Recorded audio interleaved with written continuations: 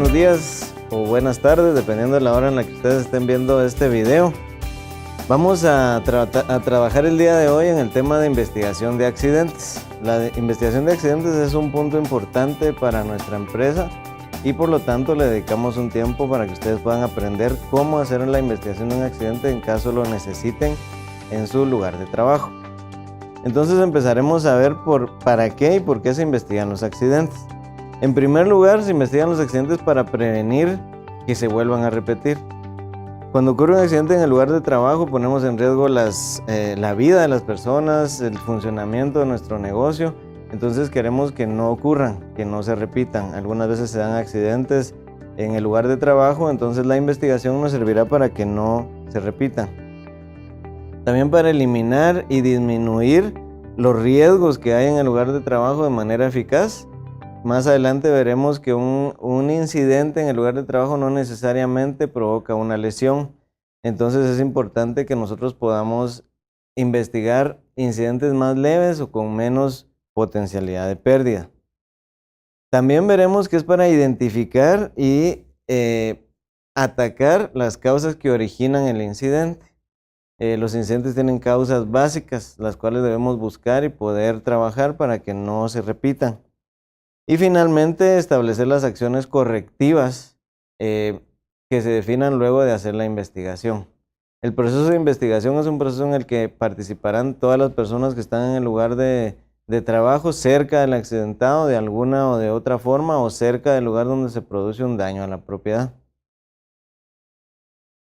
¿Por qué y para qué nosotros hacemos una investigación y cómo queremos que una investigación se considere como una investigación efectiva?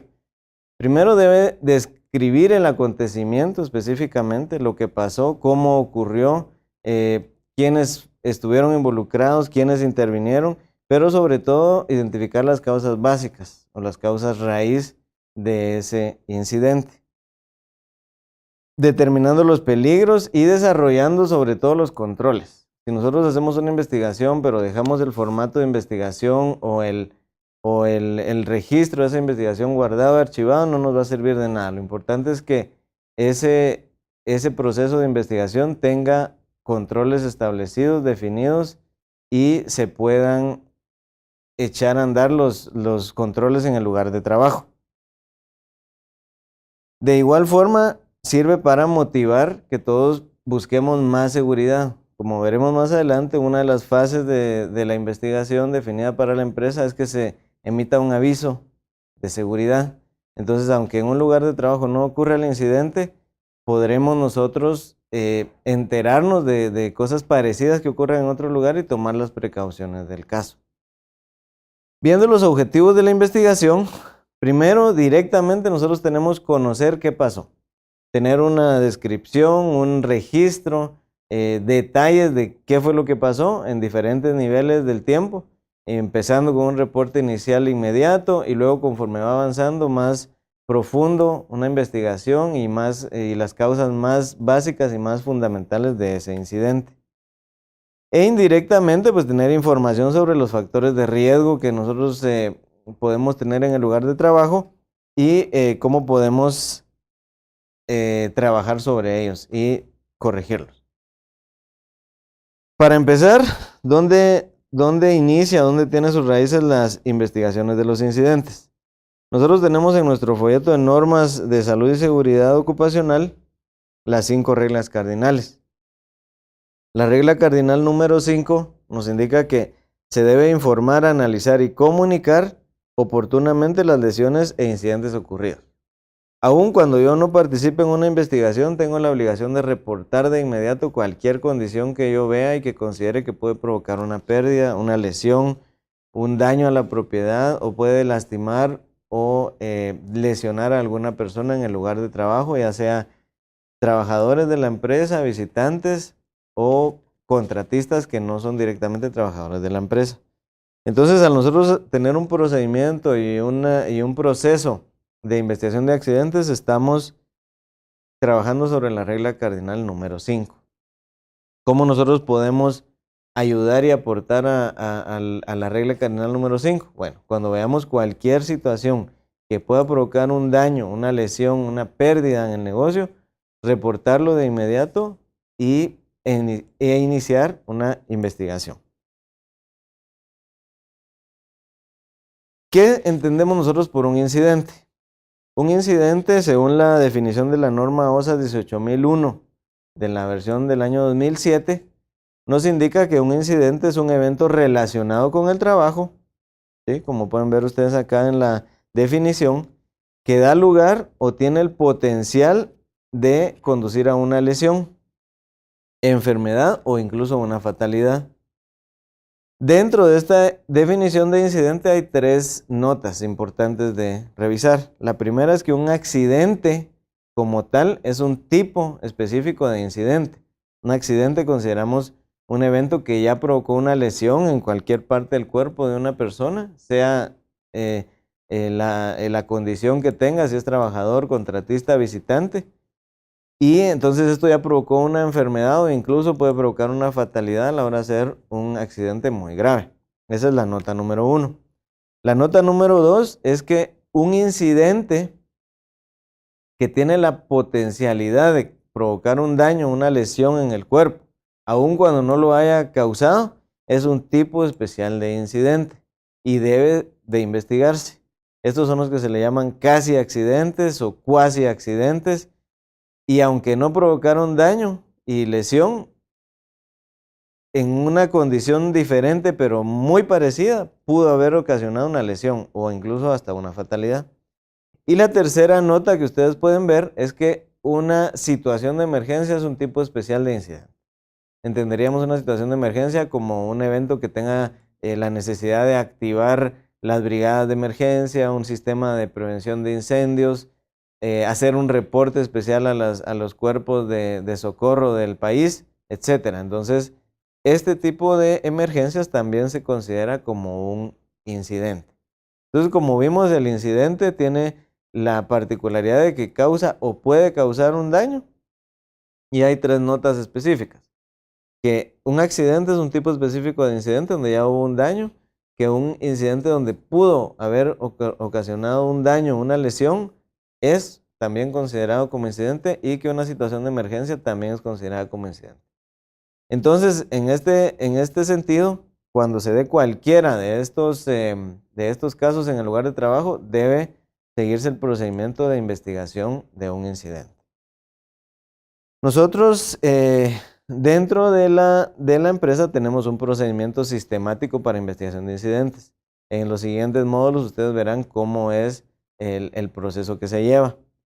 Entonces, lo que se busca con este procedimiento sistemático es determinar qué es un incidente, cuál va a ser objeto de investigación y determinar la metodología para investigarlo. Con este objetivo o con este proceso, el objetivo es evitar la repetición del incidente y trabajar sobre la prevención en lugares donde no se ha dado el incidente. Teniendo en cuenta algunos principios importantes. Hay un principio específico de causas múltiples. El principio de causas múltiples nos dice que un incidente no puede tener una sola causa. Cuando nosotros investigamos un incidente y pensamos que determinando una única causa ya está corregido, ya tenemos la solución, hay un problema ahí, hay un error. El incidente debe tener una investigación estructurada y determinar todas las causas que estén involucradas en ese incidente. Es importante no irnos a tratar los síntomas del incidente, ¿sí? Por ejemplo, si yo estoy en un lugar de trabajo y alguien se tropieza y se cae en un obstáculo, en un material que estaba tirado en el piso, yo pienso que ese material es la causa básica del incidente, hay que investigar un poco más, porque no es solo una causa. Debe haber más razones por las cuales ese material estaba ahí tirado, como en este ejemplo, y podemos investigarlas para que no se repita. Entonces es importante recordarnos que los incidentes son multicausales. Nosotros dentro de la empresa tenemos una clasificación de tipos de incidentes. ¿Sí? Los tipos de incidentes vienen desde un near miss hasta un incidente con pérdida o daño al negocio. Como veíamos en la definición, cualquiera de estos niveles puede ser sujeto de una investigación dependiendo del potencial o dependiendo de la consecuencia que nos haya que nos haya ocasionado. Empezando con el near miss, que es el primero que ustedes ven en su listado. Un near miss no tenemos ninguna pérdida, ¿verdad? Es un casi accidente, es algo que se produjo pero no tuvo ninguna lesión ni ningún daño a la propiedad, no se lastimó nadie, no se dañó ningún equipo, ningún material, pero en una condición diferente pudo haber ocasionado ese daño. El siguiente es un incidente causando lesión con pérdida menor de tiempo. Esto es cuando una persona se lesiona, va a un servicio médico, va a una clínica, le prestan primeros auxilios y ese día deja de trabajar, pero al día siguiente se presenta nuevamente a trabajar. Entonces este no cuenta para fines de indicadores de accidentes, pero sí cuenta para fines de análisis de los riesgos en el lugar de trabajo. El siguiente nivel es un incidente causando lesión con suspensión de tiempo, o como le llamamos nosotros, un LTI, un Lost Time Injury por sus siglas en inglés, o incidente con pérdida de tiempo. En este incidente la persona se va a suspender por lo menos 2 días, el día que se lesionó y el día siguiente. Y si pasa ya de un día de suspensión, ya cuenta como un incidente con pérdida de tiempo. Estos, por definición, todos deben ser investigados y todos deben tener el proceso de investigación que veremos más adelante. También hay otros incidentes más graves, como un incidente causando incapacidad permanente. El incidente causando incapacidad permanente es cuando hay una pérdida ya completa de funcionalidad de una parte del cuerpo. Alguien sufre una lesión y pierde incluso una parte del cuerpo, una amputación, o sufre una fractura y por ejemplo, si yo antes podía mover mi dedo completamente en toda su extensión, pero luego de sufrir una fractura en alguna articulación ya solo lo puedo mover un porcentaje, eso ya es un incidente con pérdida de tiempo. También cuando hay una pérdida parcial de la vista, o una pérdida del oído, una pérdida de funcionalidad del cuerpo. El siguiente nivel es un incidente causando fatalidad. El incidente causando fatalidad pues es tal vez de los más fáciles de entender, es cuando alguien fallece por motivo de un accidente. Son los incidentes más graves, ¿verdad? Y hay una pérdida de vida de una persona. Y hay otros tipos de incidentes que no se involucran con las personas, que son los incidentes causando una pérdida al negocio, o los que nosotros le llamamos como una incidente con daño a la propiedad. En este caso puede haber un daño a equipos, a maquinaria, materiales, pero no se ve involucrado ningún daño a ninguna persona. En toda esta clasificación nosotros vamos a investigar aquellos incidentes que provoquen o tengan el potencial de causar un daño grave. Dentro de nuestro folleto de normas de salud y seguridad ocupacional también tenemos una guía, la cual vamos a ver en un momento. En la página 4 ustedes pueden ver el proceso de investigación de incidentes. En este proceso de investigación de incidentes nos indica cuál es la secuencia que se debe llevar en actividades y en tiempo para realizar la investigación del incidente. En primer lugar nos muestra en el primer cuadro el evento, ¿sí? Ocurre un evento y ese evento es reportado, ¿sí? En el siguiente cuadro hay una atención primaria que nosotros en este módulo de capacitación le llamaremos la respuesta inicial. Es uno de los siguientes módulos que vamos a ver. En esta respuesta inicial pues hay un aviso hacia las unidades de respuesta de emergencia. Si estamos en una planta de proceso donde hay brigadistas, se les avisa a los brigadistas. Si los brigadistas ya atendieron a la persona, se le avisa a un cuerpo de atención público como son los bomberos o es algunas otras instituciones que están en los lugares para que le dé la atención a la persona. Luego de haber salido de la respuesta inicial y darle la atención de primeros auxilios a la persona, se sigue con la parte de la investigación del incidente. El incidente debe ser investigado en tiempos específicos. Para empezar, nosotros debemos de tener un reporte inicial en 24 horas, un reporte ya afinado en 96 horas y dependiendo de la gravedad del incidente, en una semana debería estar publicada una alerta de seguridad. El alerta de seguridad nos va a servir para que en los lugares donde no se dio el incidente estén enterados de qué pasó y puedan tomar medidas preventivas. En este módulo nosotros veremos más adelante cuál es la metodología para investigar incidentes y cómo ustedes pueden aplicarla en caso sea necesario en su lugar de trabajo. Entonces seguiremos más adelante con las demás partes de esta capacitación. Continuando con nuestro curso de investigación de incidentes, veremos el bloque relacionado al problema de los incidentes, ¿sí?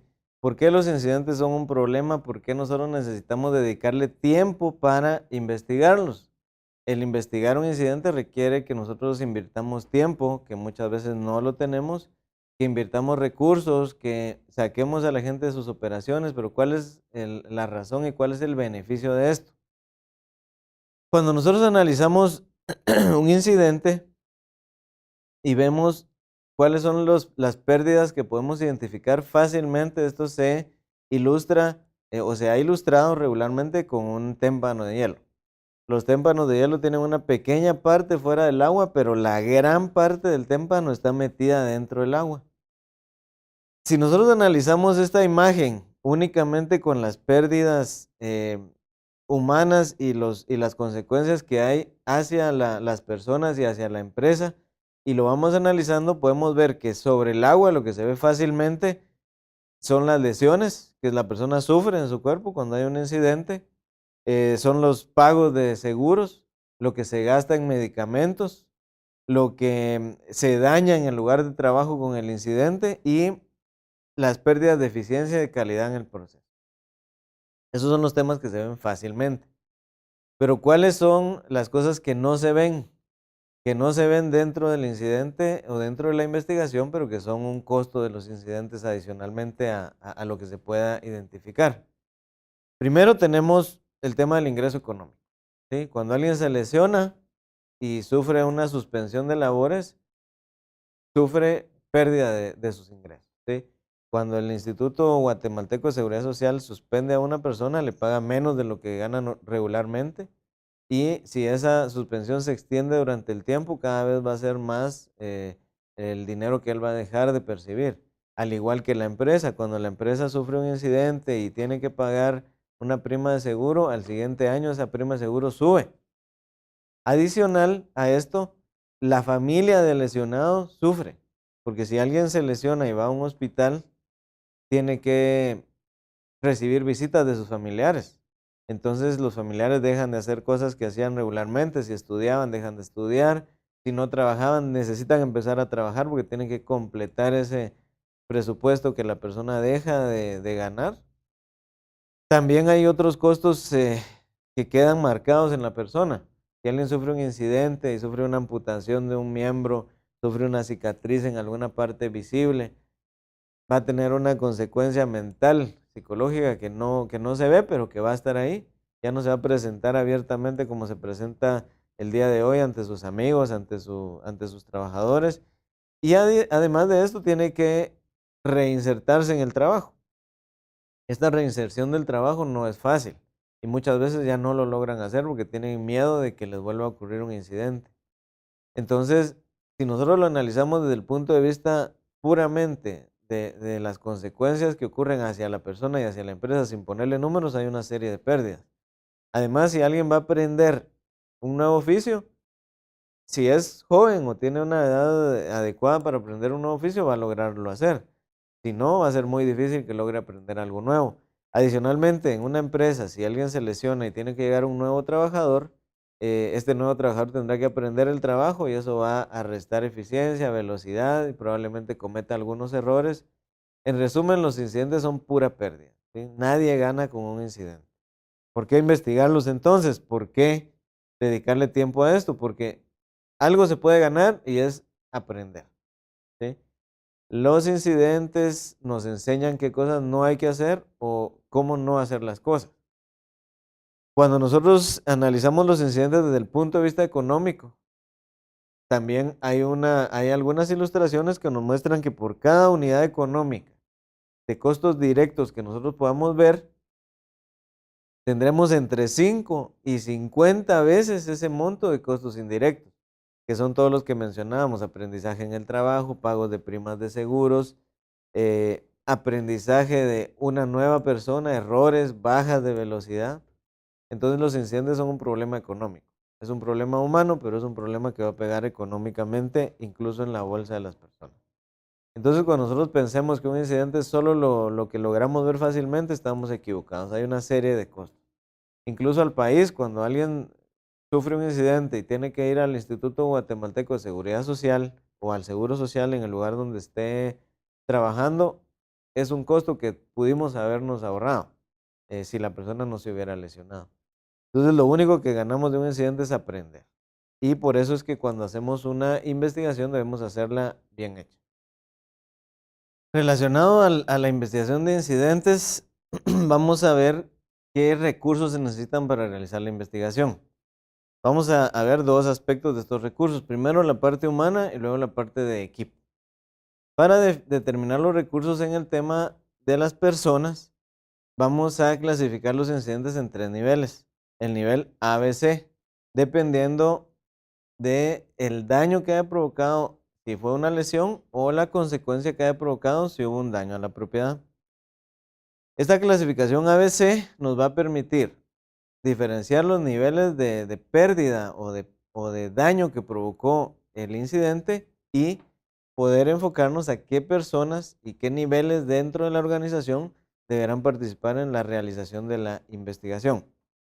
Para empezar, el nivel A, cuando hablamos de lesión, es aquel en el que una pérdida de vida, o sea, una fatalidad, o una parte del cuerpo, una amputación, como una guía de cuáles pueden clasificarse como A, o un incidente grave que provocó una incapacidad permanente. Esos van a ser los que se clasifican en el nivel A.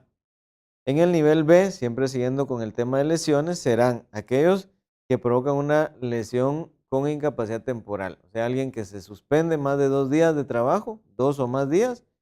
En esa clasificación van a entrar los del tipo B. Y en el nivel C o tipo C van a ser todos aquellos que requieran primeros auxilios. Entonces, que la persona fue, recibió una curación y tal vez perdió el día en el que se lesionó, pero al día siguiente vuelve a trabajar. Eso es clasificándolo de acuerdo a la lesión.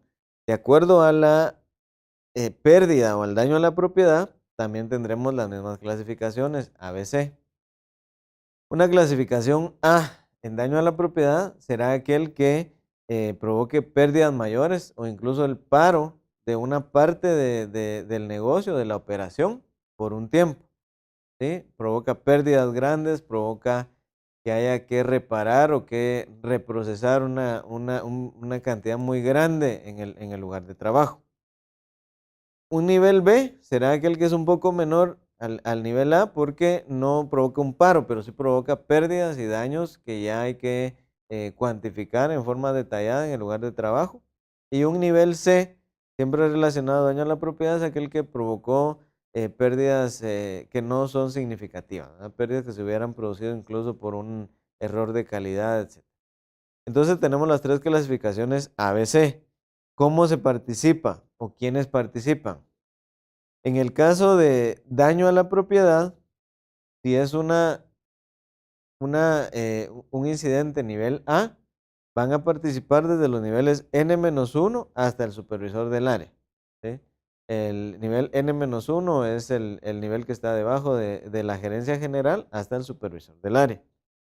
Si es una clasificación B, siempre en daño a la propiedad, participará desde un nivel N-2. Esto es la persona que está debajo del comité de gerencias, es el gerente de operaciones o el gerente de un negocio, hasta el supervisor del área, acompañado del coordinador de OHS. Y el nivel C, cuando es un nivel C en daño a la propiedad, participará el supervisor del área y la persona de OHS que le dé asesoría. En el caso de una lesión, cuando sea una lesión clasificada en un nivel A, participará también desde el nivel N-1 hasta el supervisor del área.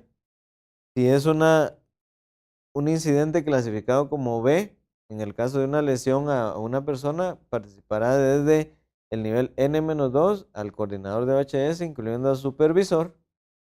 Y cuando sea una clasificación C en lesión, va a participar el jefe, el supervisor del área y va a tener el apoyo también de OH. Adicional a esto, hay algunas herramientas específicas que se usan para realizar una investigación de incidentes. Por ejemplo, una cámara fotográfica. Puede ser un teléfono que saque fotos con buena resolución para poder tener evidencia de cómo quedó el lugar donde ocurrió el incidente, poder sacar fotos. También necesitaremos una cinta amarilla para aislar y acordonar el lugar, que nadie se acerque para evitar algunos incidentes posteriores. Algún instrumento para hacer apuntes, para hacer notas, ¿verdad? Puede ser una libreta, un cuaderno con hojas suficientes, lápiz, lapicero. Y necesitaremos, en caso que sea de noche, una linterna. Una linterna importante para ir a hacer la investigación. Adicionalmente, nosotros necesitaremos estar siempre bien equipados cuando vayamos a hacer una investigación. Por ejemplo, si yo voy a un lugar de operación donde se requiere un casco de protección, yo tengo que ir con casco. El hecho de hacer la investigación no me exonera a mí de las normas del lugar de trabajo. Y es bien importante recordar esto porque a la hora de que ocurra un incidente puede ser que haya más riesgos incluso que los normales en la operación. Entonces es importante cumplir todas las normas de seguridad a la hora de ir a hacer una investigación de un incidente. ¿Cuáles serían los incidentes más comunes o qué esperamos nosotros encontrar? Bueno, entre los incidentes más comunes tenemos golpes, tenemos golpes que sean con objetos móviles, golpes que sean con objetos inmóviles, tenemos caídas a un mismo nivel, puede ser por tropezones, por resbalones, tenemos también atrapamiento, ¿verdad? Por objetos, o sea, estar atrapado entre dos objetos. Esos son los que se han visto más comúnmente. Y también tenemos nosotros atrapamientos por ganchos, ¿sí? Que toman una parte del cuerpo o una parte de la ropa y nos jalan hacia alguna máquina, hacia algún equipo. Tenemos también contactos con cualquier tipo de fuente de energía, puede ser energía térmica, puede ser energía mecánica, hidráulica. Y también tenemos sobreesfuerzo, sobretensión o sobrecarga, que es cuando nosotros hacemos un esfuerzo de jalar o de empujar excesivo y hay una lesión en el cuerpo. Es importante recordar que los incidentes son una fuente de pérdida, de costos innecesarios hacia la persona y hacia la empresa en donde ocurren. Cuando nosotros hagamos la investigación vamos a determinar cuáles van a ser los incidentes más comunes que van a ir ocurriendo en nuestro lugar de trabajo. Cuando hacemos el elemento de investigación de Near Miss, también vamos a ir determinando cuáles son los riesgos que se presentan en el lugar de trabajo y sobre dónde o sobre cuáles nosotros podemos trabajar y podemos corregir las operaciones para tener operaciones más seguras. Recordando que los incidentes son una pérdida, ¿sí? Todos salen perdiendo, nadie gana nada con un incidente. Lo que viene más adelante es ya ver cómo podemos aplicar una técnica específica para evitar estas pérdidas. Entonces más adelante veremos ya la metodología para investigación de incidentes. Bien, continuando con nuestro curso de investigación de incidentes, ahora pasamos a la parte de la metodología para realizar la investigación. Esta metodología la veremos en tres partes. La respuesta inicial, la recopilación de información y evidencia y el análisis de la información y elaboración del reporte. En este momento vamos nosotros a revisar la parte de la respuesta inicial. ¿Qué es la respuesta inicial? La respuesta inicial son las cosas que hay que hacer en el momento que ocurre un incidente. Aquí estamos hablando de atender el lugar, ver que las personas que están ahí sean atendidas adecuadamente y que las cosas, materiales, equipos que están en el lugar también sean atendidos en forma adecuada. Vamos a ir repasando cada uno de estos pasos de la respuesta inicial, que son 7 pasos. Primero es tomar el control en el lugar de los hechos, luego prestar primeros auxilios a las personas que así lo necesiten. Después de esto, controlar los accidentes potenciales secundarios que se puedan dar en el lugar. El siguiente es identificar las fuentes de la evidencia y ver cuál evidencia podría ser importante para una investigación posterior. Evitar que esa evidencia se altere o sea quitada del lugar. Determinar el potencial de pérdida de ese evento Y finalmente, en la respuesta inicial, notificar a quien corresponda. Aquí podría ser notificar al jefe, a los gerentes, a las demás áreas, a instituciones también, que necesiten conocer qué fue lo que pasó y cuál es la situación en el lugar. Estos 7 pasos de la respuesta inicial no es que ocurran en un tiempo muy largo. Estos 7 pasos deberían ocurrir casi de manera inmediata, ¿sí? Y posteriormente a haber terminado estos 7 pasos, ya darle continuidad a nuestro proceso de investigación. Vamos a ver el paso número 1, tomar el control en el lugar de los hechos. Esta actividad la hace las personas que estén preparadas para tomar el control. En algunos lugares serán brigadistas, en otros lugares serán operadores. Si estamos hablando nosotros de una unidad donde hay solo personal de operación, pues alguien de ese personal de operación debe estar preparado para tomar el control en ese lugar. Cuando hablamos de tomar el control, también estamos involucrando aquí activar el plan de emergencia. El plan de emergencia involucra todas las facilidades y todos los recursos que tiene el lugar para atender una emergencia, como brigadas, como equipos, como números de emergencia que hay que llamar y avisar a algunos cuerpos de bomberos, por ejemplo. En esa parte de la respuesta inicial, lo primero que es tomar el control en el lugar de los hechos involucra todos esos pasos. Es importante que nosotros sepamos quiénes están listos en el lugar de trabajo para tomar el control. En ese caso, si hay brigadistas, si hay personas capacitadas que conozcan el plan de emergencia y que lo hayan puesto a prueba. Cuando terminamos nosotros de tomar el control en el lugar, sigue la parte de prestar primeros auxilios. Antes de hacer cualquier cosa hay que ver si hay alguna persona que está lesionada, que está lastimada y que necesita atención. Para esto pueden participar los brigadistas para estabilizar, si es que los hay, y si no, pues habrá que hacer una llamada para avisar a las unidades o a los cuerpos de socorro que nos ayuden para dar atención de primeros auxilios.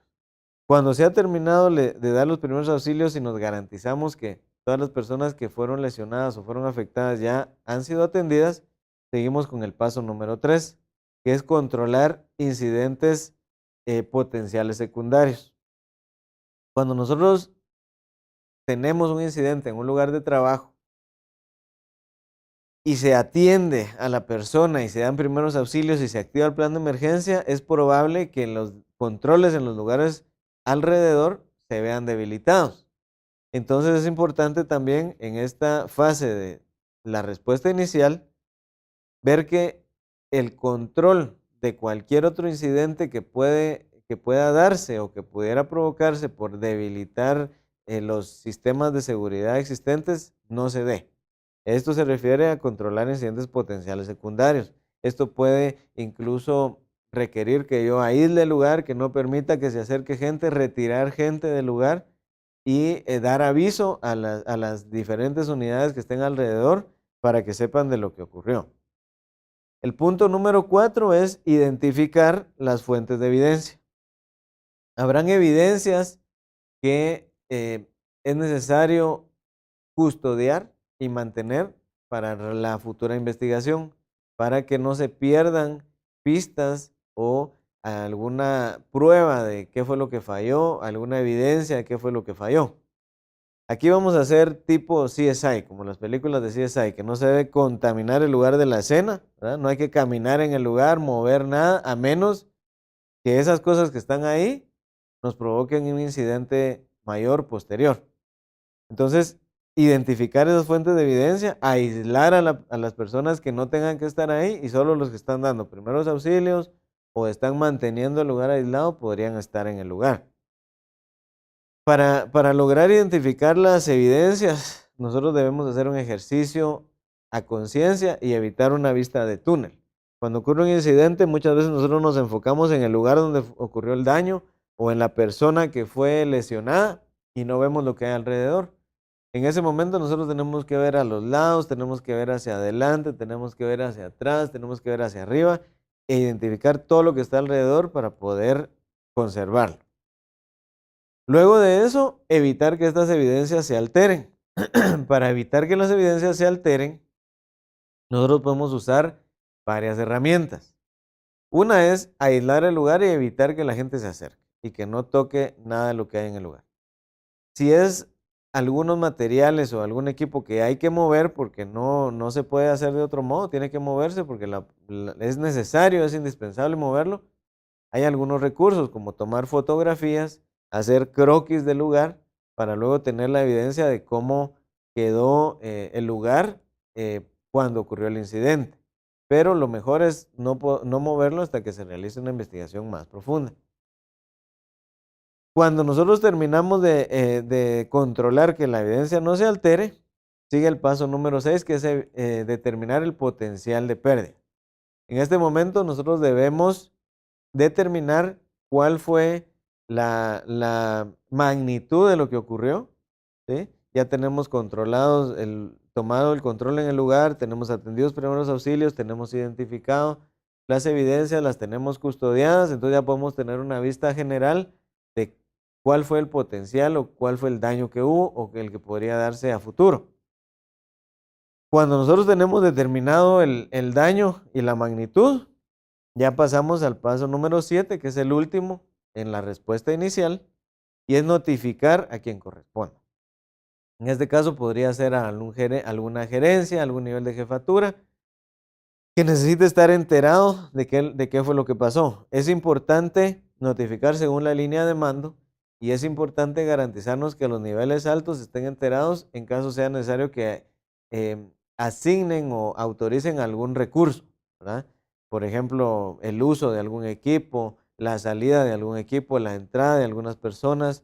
Entonces acá será importante avisar, por ejemplo, a la gerencia del lugar, por ejemplo, a la garita de seguridad, y esto se debe hacer operativo aplicando nuestro plan de emergencia.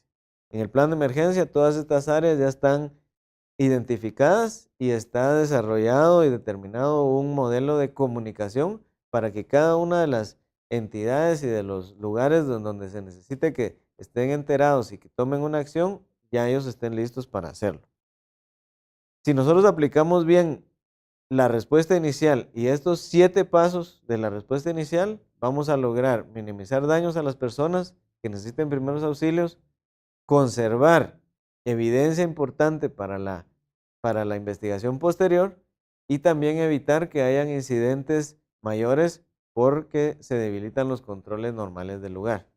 También con una buena gestión en la respuesta inicial vamos a lograr que la gente que necesita estar enterada esté enterada y pueda brindarnos y autorizarnos los recursos necesarios en el seguimiento del incidente ocurrido. Recordando los 3 pasos de nuestra metodología, acabamos de ver el primero, que es la respuesta inicial.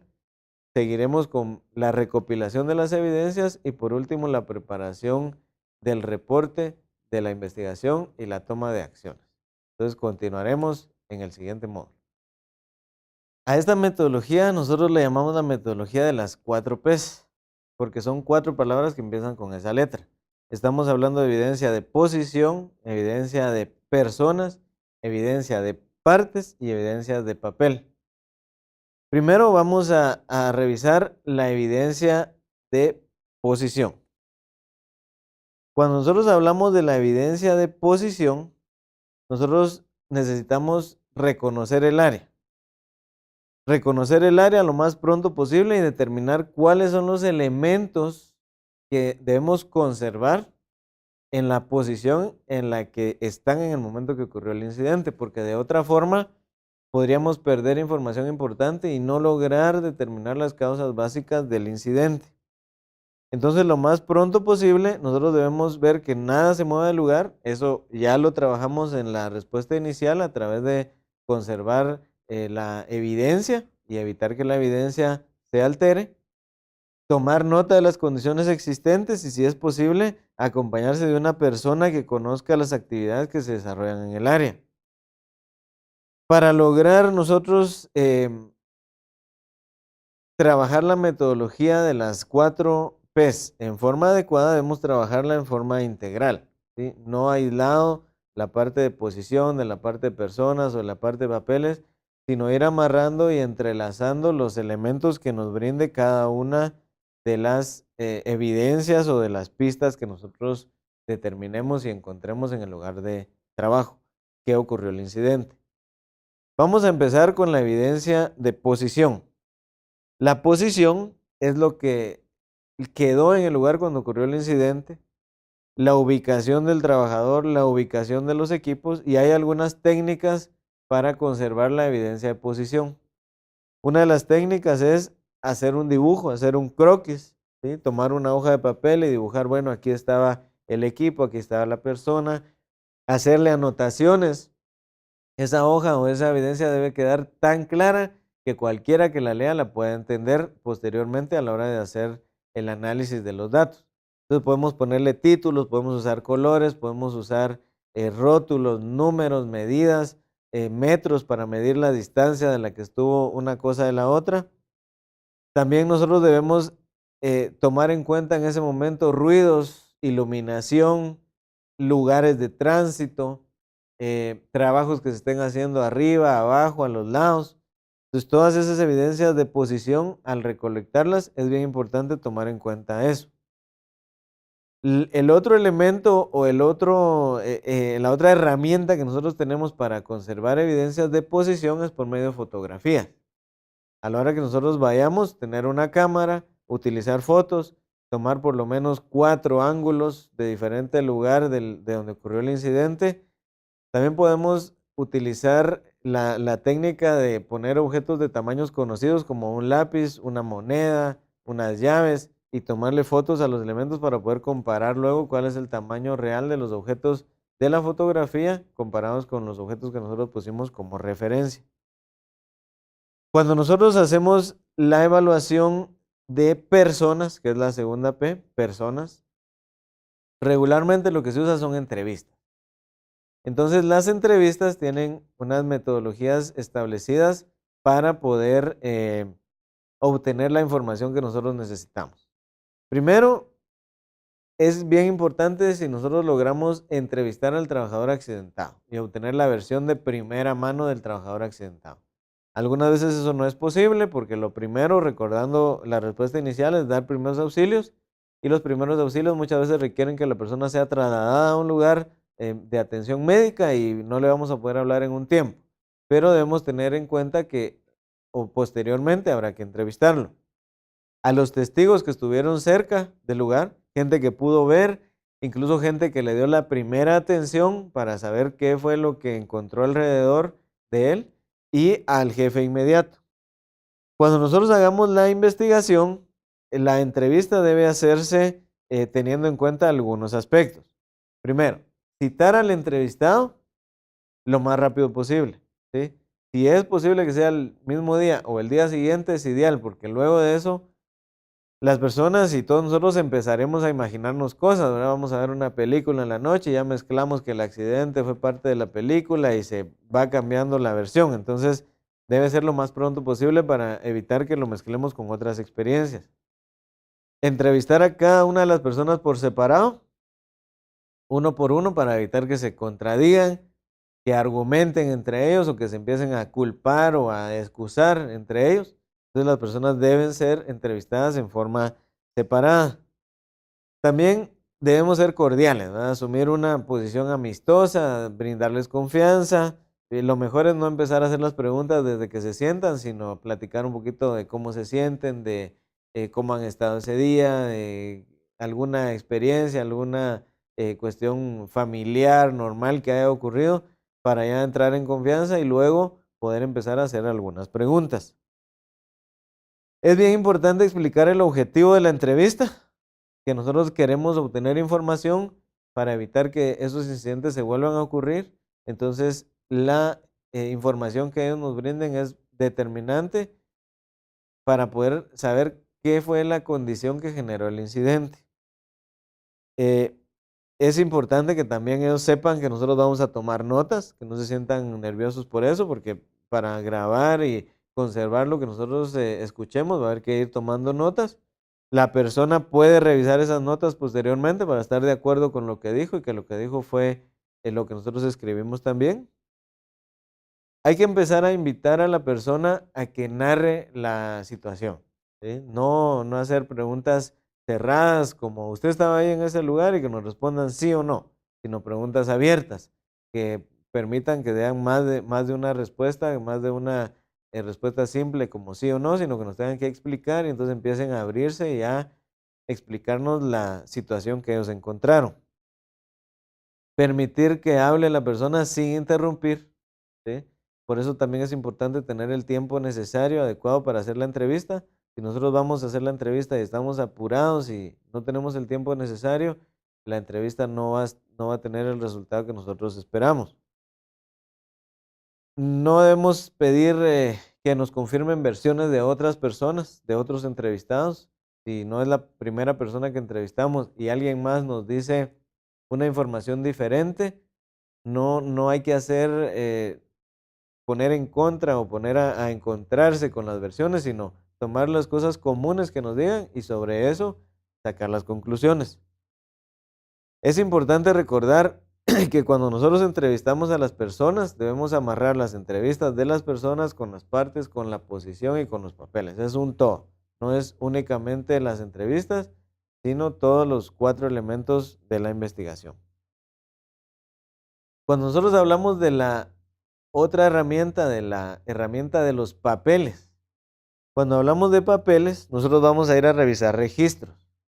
Registros, constancias de capacitaciones, constancias de inducciones, datos de mantenimientos realizados, bitácoras de programaciones de la semana, del día, etcétera. Cualquier información que se quede registrada, tanto en papeles que se llenan a mano como en sistemas informáticos, entra en la categoría de papeles. ¿Qué nosotros pensamos en encontrar en la parte de documentos? Manuales de procedimientos, normas que se hayan establecido en el lugar, que se hayan identificado en la entrevista. La importancia de esto es para verificar que existan elementos y aspectos que se hayan tomado en cuenta o se hayan dejado de tomar en cuenta en el lugar de trabajo. Confirmar que las prácticas seguras se llevaban o que no se llevaban. Recordando que esto no es buscando culpables, sino es buscando cuál es la forma de hacer el trabajo para poder corregir la situación y que no se repita. Y por último, nosotros vamos a revisar la evidencia de partes. Es la última de las 4 P's. Cuando hablamos de partes, nosotros vamos a revisar herramientas, equipos, materiales, vehículos que específicamente fueron involucrados en el incidente. Algunas veces incluso va a ser necesario tomarlos y llevarlos a un lugar donde no se pierdan, donde no se extravíen y poder determinar si hubo algún fallo en los materiales. Las evidencias de partes puede ser que requieran análisis más profundos, como algunos análisis de laboratorio, mediciones más a detalle. A la hora de tener yo mis 4 elementos, las 4 P's completas, que son partes, posiciones, personas y papel, voy a tener una recolección de evidencia completa. Estas 4 herramientas las voy a unir, las voy a analizar y voy a ir sacando ya mis características comunes, conclusiones y poder determinar cuáles fueron las causas reales de ese incidente. Recordando que en las personas nosotros vamos a ver testimonios de los involucrados y de los testigos. En la parte de posición, fotografías de todos los ángulos, bosquejos del lugar. En la parte de papel vamos a revisar procedimientos, registros de capacitaciones, programas y cualquier registro que haya, tanto en papel escrito a mano como en registros informáticos. Y en la evidencia de partes, equipos, piezas que se hayan dañado, que se hayan involucrado en el incidente. A través de la recopilación de estas 4 herramientas, yo voy a tener información para pasar a la fase siguiente, que es el análisis de la información. Entonces, hemos visto la recolección de las evidencias y posteriormente, en el otro módulo, veremos el análisis de la información. Hemos visto ya 3 pasos importantes que vamos a desarrollar para la metodología de la investigación del incidente. Revisamos inicialmente la respuesta inicial y los 7 pasos de la respuesta inicial. Luego revisamos las 4 herramientas para determinar evidencias, que son las 4 P's. Y finalmente vamos a ver una herramienta para análisis de la información. Este análisis de la información nos permitirá determinar las causas básicas o causas raíces que nos llevaron a la pérdida. En nuestro caso, nosotros utilizamos un método de causa raíz que se llama la metodología de causalidad de pérdida. La metodología de causalidad de pérdida nos ilustra 5 bloques o 5 columnas. Empezando por el lado derecho con la columna de pérdida. Continúa la columna de incidente, la de causas inmediatas, la de causas básicas y la de falta de control. Esta es una herramienta gráfica que nosotros vamos a utilizar. Podemos utilizar una hoja de papel en forma horizontal para hacer las 5 columnas e ir registrando y analizando nuestra información. Podemos usar un pizarrón, podemos usar una computadora. La herramienta que usemos va a ser efectiva mientras que sigamos la metodología de causalidad de pérdida. La ocurrencia del incidente inicia con la falta de control y termina en una pérdida.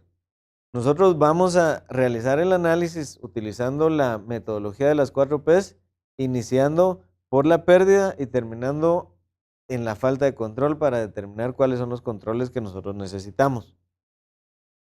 En la columna de pérdida nosotros vamos a anotar la descripción de la pérdida, qué daños hubo, tanto físicos, materiales, de proceso, cuánta gente resultó lesionada, si hubo fatalidades, incluso vamos a meter ahí los datos económicos, cuándo es lo que hemos determinado que se gastó por la ocurrencia del incidente, y cuando consideremos que tenemos todos los datos y ya hemos comprobado que todas las pérdidas fueron cuantificadas, ya podemos cerrar esa columna de pérdida. En la columna de incidente vamos a ver la descripción de cómo ocurrió el incidente. Debemos hacer una descripción amplia exactamente de qué fue lo que tuvo contacto, ya sea con la persona o con el equipo, para que haya ocurrido ese daño. Continuamos con las causas inmediatas. Las causas inmediatas vienen siendo los síntomas del problema. Es exactamente lo que ocurrió antes de que se diera el contacto, antes de que hubiera un contacto con una energía y se hubiera dado la pérdida o el daño hacia la persona. Aquí nosotros debemos de preguntarnos por qué ocurrió el incidente, cuáles fueron las cosas que precisamente antes del contacto se dieron, antes del incidente, antes del que la persona tuviera contacto con la energía. Aquí podemos dividirlo en 2 categorías, actos inseguros y condiciones inseguras. Cuando hablamos de actos inseguros son actividades humanas que se realizaron de cierta forma en la cual no es la forma segura de hacerlo o la cual dio origen a la lesión. Y cuando hablamos de condiciones inseguras hablamos del entorno, de lo que encontramos en el lugar que estaba en una forma en la cual pudo provocar o provocó un incidente. Cuando nosotros tenemos estándares establecidos en el lugar de trabajo, dejamos de llamarle condiciones inseguras y actos inseguros y empezamos a llamarle condiciones subestándares y actos subestándares, porque ya hay estándares establecidos. Luego de determinar las causas inmediatas, pasamos a determinar las causas básicas. Esto vendría siendo como ya determinar la enfermedad que a mí me está afectando. Cuando yo determino las causas básicas, tuve que haber analizado lo que ocurrió inmediatamente, pero determinar qué es lo que a mí me provoca que esas situaciones se den o se presenten en el lugar de trabajo. ¿Por qué ocurrieron las causas inmediatas? Es la pregunta que habría que responderse al analizar la columna de causas básicas. Recordemos que cuando nosotros estamos analizando la descripción del incidente, las causas inmediatas y las causas básicas, estoy aplicando las 4 P's, la evidencia de posición, de personas, de partes y la evidencia de papeles. Amarrando y analizando estas 4 fuentes de evidencia, yo ya voy determinando cuáles voy a clasificar en causas inmediatas y cuáles voy a clasificar en causas básicas. Cuando yo hablo de causas básicas, aquí habrían 2 grandes grupos, factores personales y factores de trabajo. Luego de determinar las causas básicas, esta metodología me permite determinar la falta de control. En la falta de control yo voy a determinar específicamente qué fue lo que falló, cuál procedimiento es necesario revisar o fue inexistente o no se siguió, cuáles normas no se están siguiendo o cuáles fueron las normas que las personas decidieron no continuar o qué parte específica de mi sistema está fallando para que se dé un incidente. A la hora de tener yo este análisis de causalidad de pérdida, estoy construyendo de una vez un árbol de causas, empezando con la columna de la pérdida y terminando con la columna de la falta de control. De esta forma yo voy a poder determinar en dónde necesito ejercer los controles. Es importante recordar que después de realizar muchas investigaciones de incidentes se han determinado algunas conclusiones. Una de ellas es que todos los accidentes tienen un origen que se puede determinar, o sea, son causados por prácticas o condiciones establecidas en el lugar de trabajo.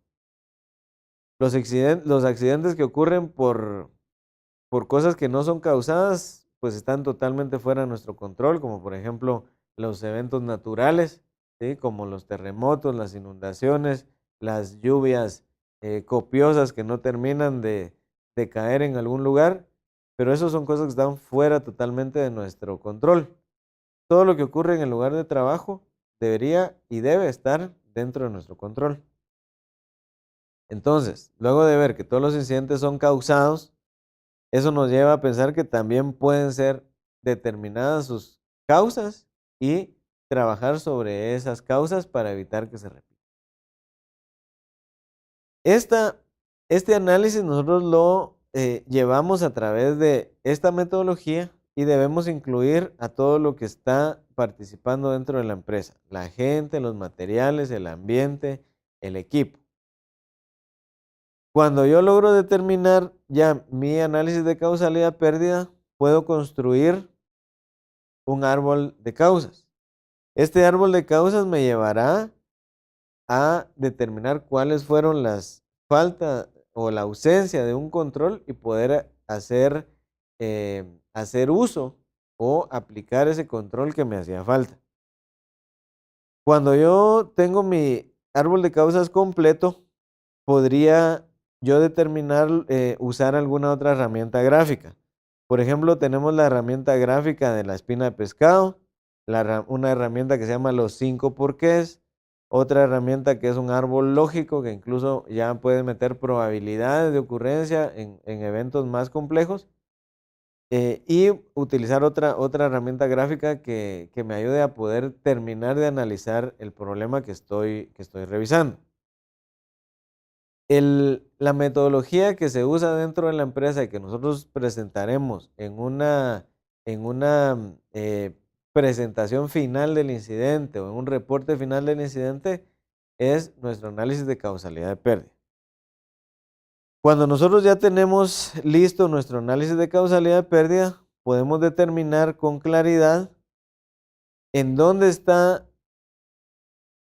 mi fuente del incidente y dónde yo debo determinar controles.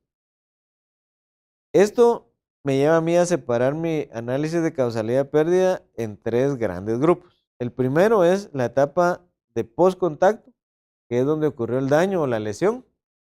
La etapa de contacto, que es el momento en que la persona o el equipo tuvo contacto, se expuso a una energía y ocurrió el daño. Y la etapa de precontacto, que es antes justamente de que ocurra la lesión. Estas etapas y esta metodología se puede ilustrar como la teoría del dominó. Entonces nosotros podemos ver acá que tenemos las columnas que habíamos determinado en nuestro análisis de causalidad de pérdida ilustrados en un dominó. El incidente ocurre específicamente cuando hay una falta de control. Al determinar esa falta de control es como que yo empujara la primera ficha del dominó y ya cae hasta la pérdida, que es el daño.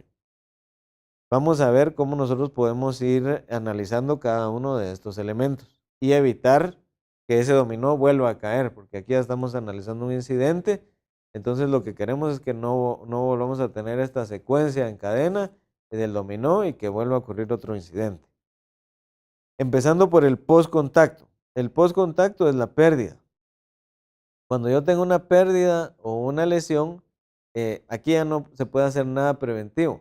Sin embargo, sí es importante que yo en mi lugar de trabajo tenga facilidades para corregir o para atender algún evento, alguna lesión.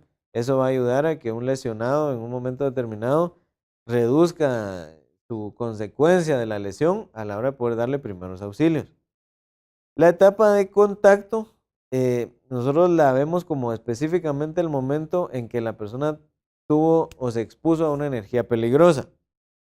Esta energía puede ser de varios tipos, puede ser energía cinética si yo voy a una cierta velocidad en un vehículo o caminando, puede ser energía potencial si yo estoy subido en un diferente nivel y caigo a un nivel más bajo, puede ser energía eléctrica, puede ser energía térmica, puede ser energía nuclear, puede ser el tipo de energía que yo tenga. Entonces el contacto ocurre cuando yo expongo a la persona o al equipo a esta energía y lo pongo a competir. La resistencia de esta energía contra la resistencia de la persona o del equipo. Cuando nosotros ponemos a competir a una persona contra un equipo, por ejemplo, como los que tenemos en nuestras operaciones, siempre la persona lleva las de perder. Porque un brazo o una pierna va a resistir menos que un equipo de los que usamos en nuestras operaciones. Ahí es donde ocurre la lesión y el daño. Antes de la etapa de contacto se da la etapa de precontacto. En la etapa de precontacto nosotros tenemos lo que son las causas inmediatas, causas básicas y faltas de control. Entonces, ¿qué cosas importantes determinar en el tema de las causas inmediatas? Las causas inmediatas, como veíamos, son actos inseguros y condiciones inseguras. Y si ya tenemos estándares establecidos en el lugar de trabajo, son actos subestándar y condiciones subestándar. Antes de eso se dan las causas básicas. Las causas básicas son factores personales y factores de trabajo. Y regularmente los factores personales están relacionados con actos inseguros o actos subestándar y los factores de trabajo están relacionados con condiciones inseguras y condiciones subestándar. Cuando hablamos de factores personales, podríamos nosotros pensar en falta de formación para desarrollar una labor, falta de motivación o una motivación inadecuada de ahorrar tiempo, de exhibir que alguien tiene más capacidad que otra persona, yo puedo más, cuando realmente no es así. Falta de aptitud física, alguien que esté enfermo y realice un trabajo, alguien que no tenga la capacidad para realizar un trabajo y lo quiera realizar, puede exponerse a un incidente. Falta de práctica o experiencia, alguien que no sabe lo suficiente para realizar un trabajo. Evitar incomodidades o ahorrar tiempo, ese sería otro de los factores personales que podríamos nosotros determinar. Hacer bromas o portarse violentos en el trabajo también puede ser un factor que desencadene una lesión. Exceso de confianza, tratar de ahorrar tiempo y etcétera, algunos otros que tenemos ahí. Entre los factores de trabajo, nosotros debemos analizar cosas que se dan en el ambiente laboral. Por ejemplo, algún proceso que no se dejó claro o que no se siguió, alguna norma que se dejó de cumplir o que es inadecuada o inexistente. El diseño del lugar de trabajo también puede catalogarse entre los factores de trabajo. Fallas en mantenimiento, algún mantenimiento inadecuado que no se haya dado en tiempo, materiales que hayan fallado, materiales que hayan tenido algún problema. Todo esto es lo que se cataloga entre factores del trabajo y pueden desencadenar en un incidente. Y todo inicia, como mencionábamos hace un momento, en la falta de control. La falta de control es la primera ficha del dominó que va a empujar a todas las demás hasta que se dé una pérdida. Y la falta de control es una falla en la organización, porque el control es justamente uno de los 5 elementos de la administración. Entonces, en nuestras manos está, después de determinar toda la investigación del incidente, determinar cuáles controles no fueron suficientes o fueron inadecuados y poder revisarlos para prevenir incidentes posteriores. Finalmente, nosotros vamos a presentar todo este análisis en un árbol de causas. Este árbol de causas debe iniciar con la pérdida, seguir con los daños y lo que provocó el contacto o la energía a la que se expuso. Luego determinar las causas inmediatas, las causas básicas y la falta de control. En ese árbol de causas, en la falta de control, vamos a poder determinar cuáles son las condiciones que necesitamos cambiar o las acciones que vamos a tomar.